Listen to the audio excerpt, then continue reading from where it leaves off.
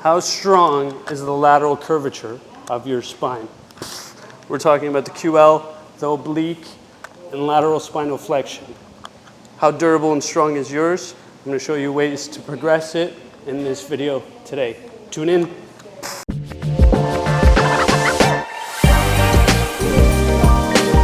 Good day, and welcome back to The Full Range. My name is Range Hussein, and my mission is to help others live with less back pain through a movement-based solution.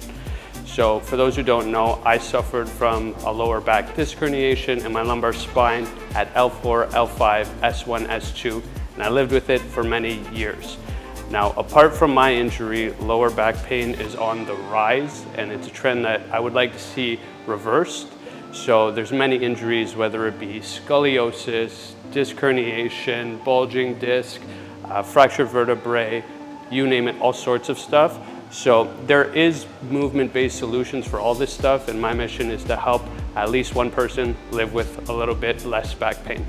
So today we're talking about the lateral sling of the back, so the obliques and the quadratus lumborum.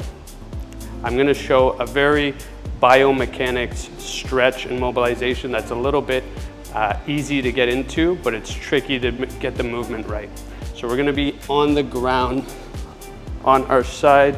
Our feet are going to be on top of each other, making a little bit of a 90-degree angle, and our arm is going to be straight just above our shoulders, with our shoulders stabilized and our elbow extended.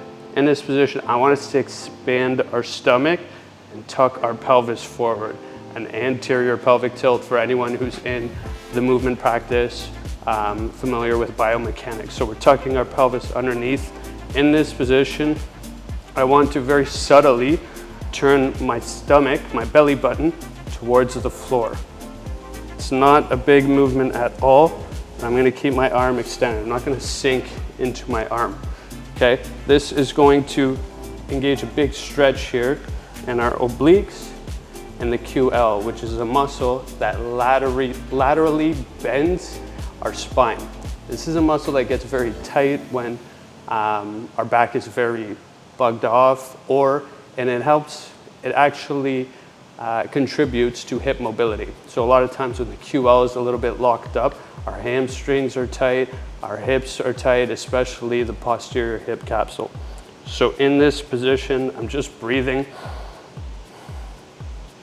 And it's a good way to get some length in the QL and the lateral sling of the mid to lower back.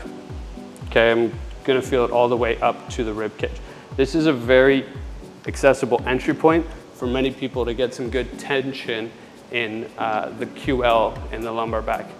When we get to it, we can then begin to start loading and measurably increase the strength in our QL. And a good way to do it is standing with the dumbbell, hand on our head, laterally flexing to the side. The dumbbell goes straight down our leg and back up.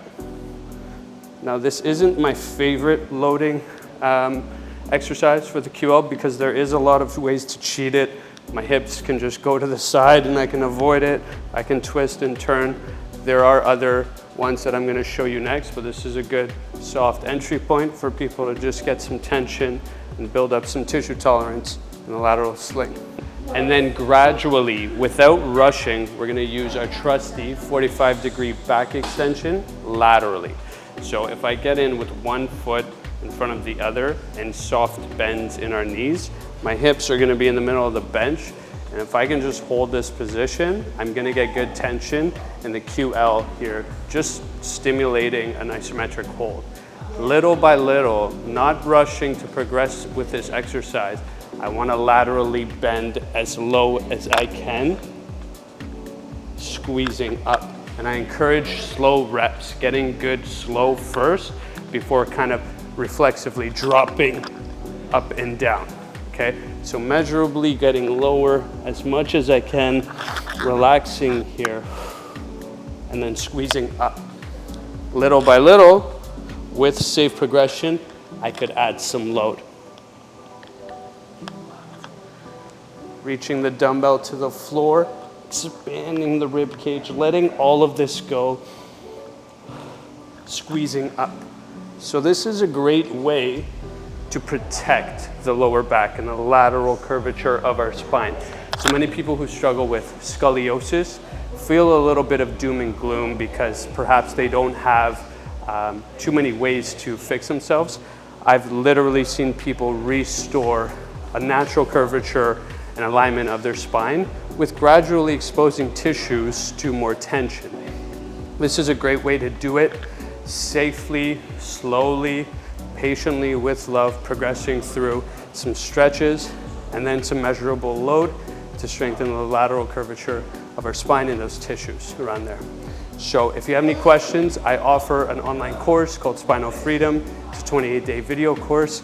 And if you have any further comments, please leave them in the comments of this video below. And thanks for watching. I'll see you on the next one.